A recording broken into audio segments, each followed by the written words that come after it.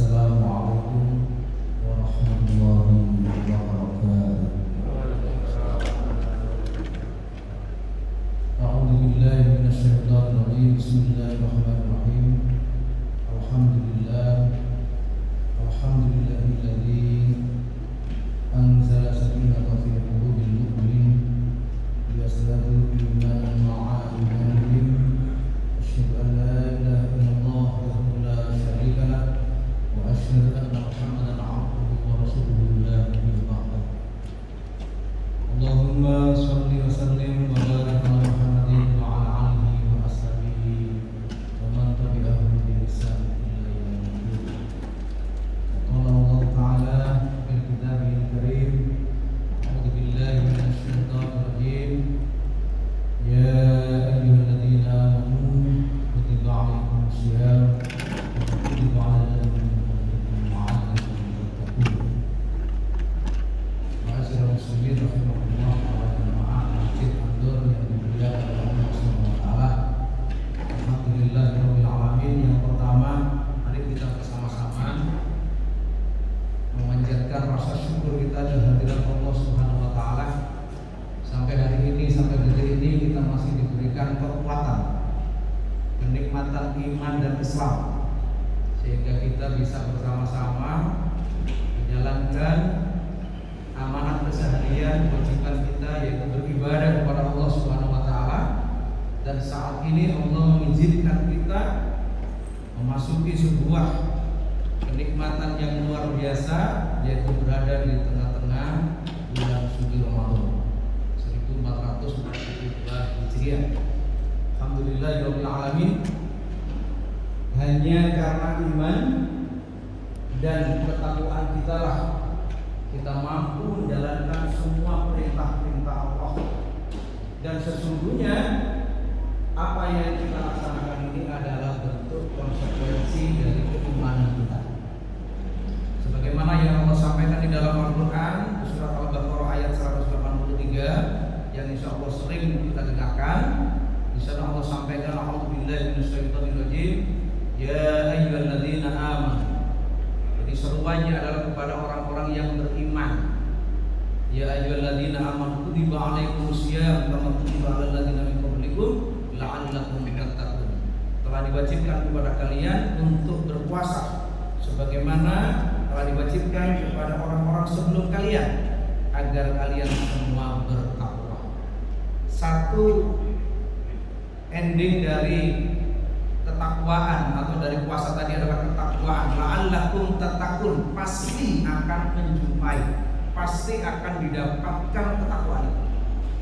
Ini yang pertama. Ini luar biasa, sehingga kalau ada sambutan ya ayyuhalladzina amanu, sambutan kita ini adalah keimanan kita dipanggil. Kita tidak boleh kemudian menunda-nunda panggilan itu. Jadi labbaik Allah, kita memenuhi panggilan itu. Dan ternyata seruan ya ayyuhalladzina amanu itu tidak hanya pada seruan untuk diwajibkan berpuasa. Pada perintah-perintah yang lain Allah menggunakan ya ayyuhalladzina amanu. Artinya tidak ada kemudian bagi kita keraguan sedikit pun untuk kemudian menjalankan perintah-perintah Allah itu. Jamaah rahimahullah, bahwa kemudian saat ini kita berada di situasi kondisi, jikalau kita mau berpikir secara jernih, kita merenung sebagaimana yang diperintahkan oleh Allah dalam Al-Quran. Orang-orang yang beriman itu adalah orang-orang yang terus-menerus alladzina yadhkurunallaha qiyaman wa qu'udan wa 'ala junubihim wa yatafakkaruna fi khalqis samawati wal ardh. Jadi orang-orang yang senantiasa berpikir tentang pergantian siang dan malam, tentang penciptaan langit dan bumi. Dia akan berpikir hingga sampai satu tujuan, bahwa sesungguhnya seluruh kendali itu ada pada Allah SWT.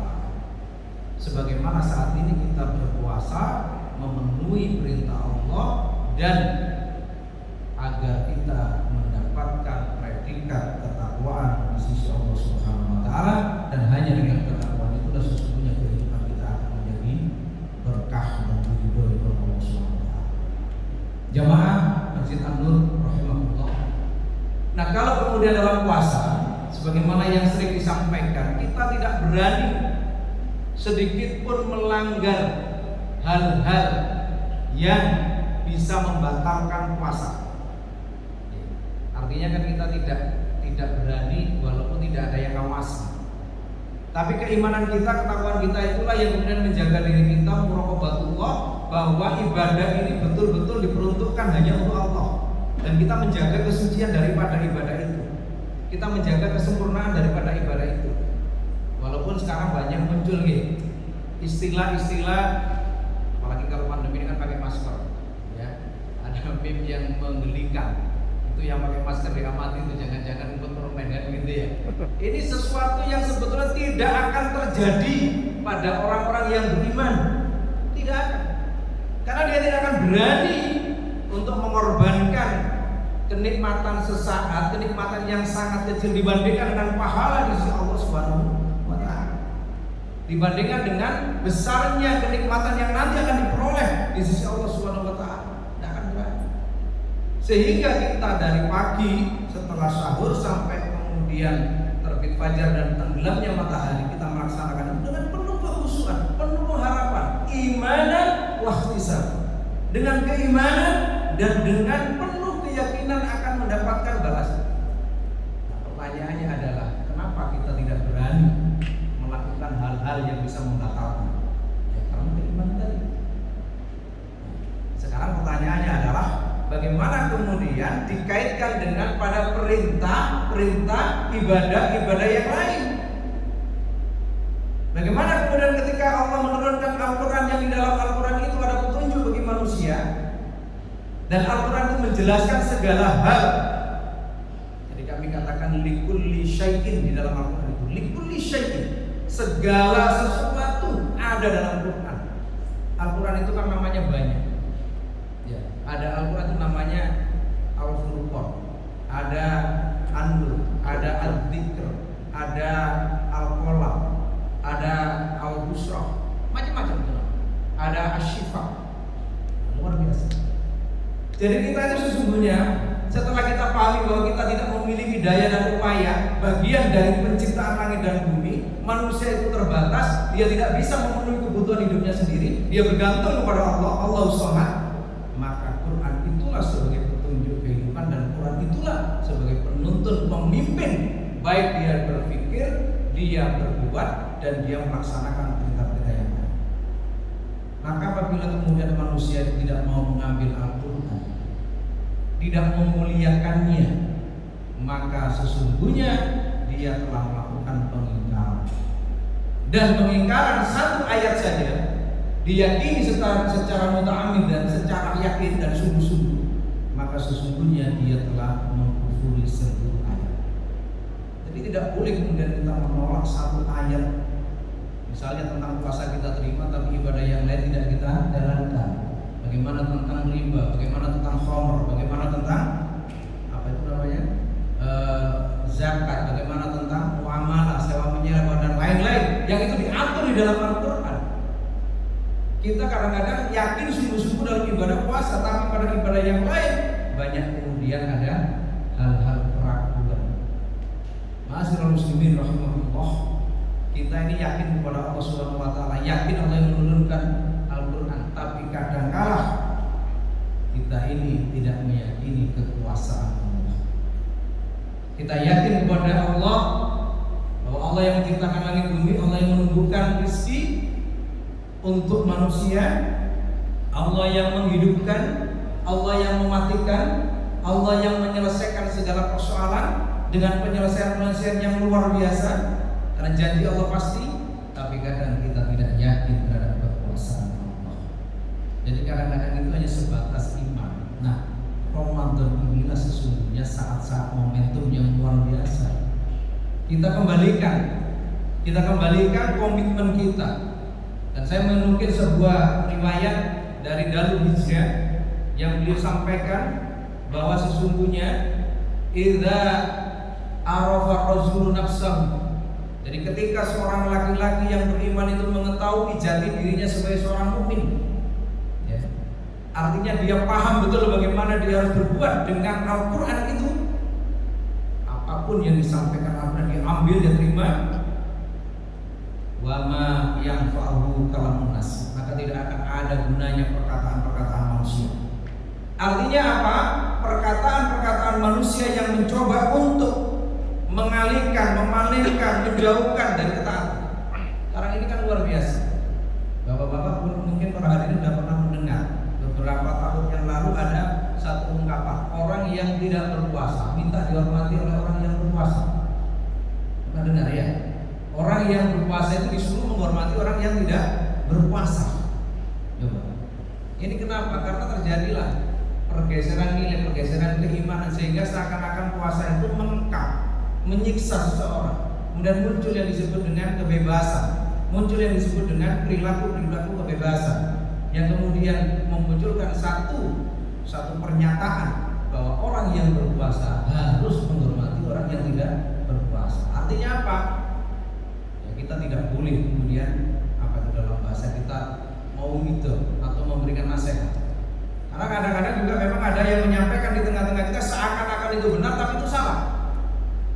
Janganlah kalian suka kemudian mengajak orang-orang untuk kemudian ikut berpuasa, menyampaikan pahalanya begini, dosanya begini. Sebetulnya kalau kita amati secara jernih, nasihat itu adalah perintah Allah dan Rasulnya. Fadzakir innafa al-dzikr.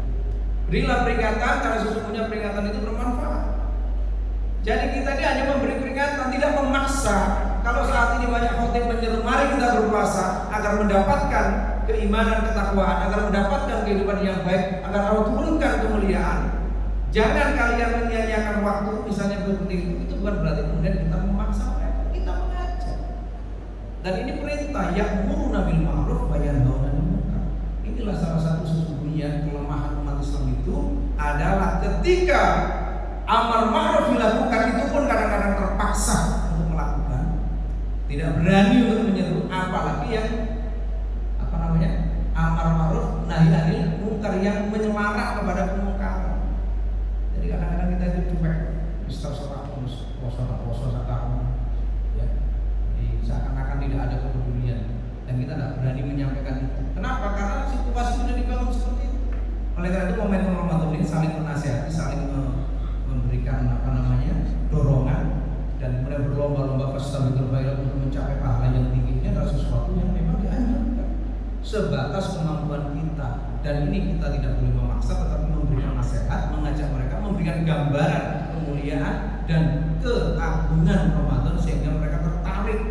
Dan saat ini keimanan seluruh umat Islam naik. Inilah momentum yang sangat bagus, sangat tepat untuk memasukkan kepada mereka pemahaman Islam, Al-Quran, kebaikan-kebaikan Quran dan kebaikan-kebaikan Al-Quran Islam itu, sehingga kemudian mereka merasa dalam dirinya itu ada kekuatan yang luar biasa, dan ketika itu Allah turunkan keberkahan, maka seseorang akan menjadi ringan di dalam ibadah, tidak akan menjadi berat, bahkan pada akhirnya dia rindu dan kemudian merasakan nikmatnya ibadah dan nikmatnya iman. Insya Allah demikian yang bisa saya katakan, mudah-mudahan bermanfaat. Kurang lebihnya saya mohon maaf. Ihdinas siratal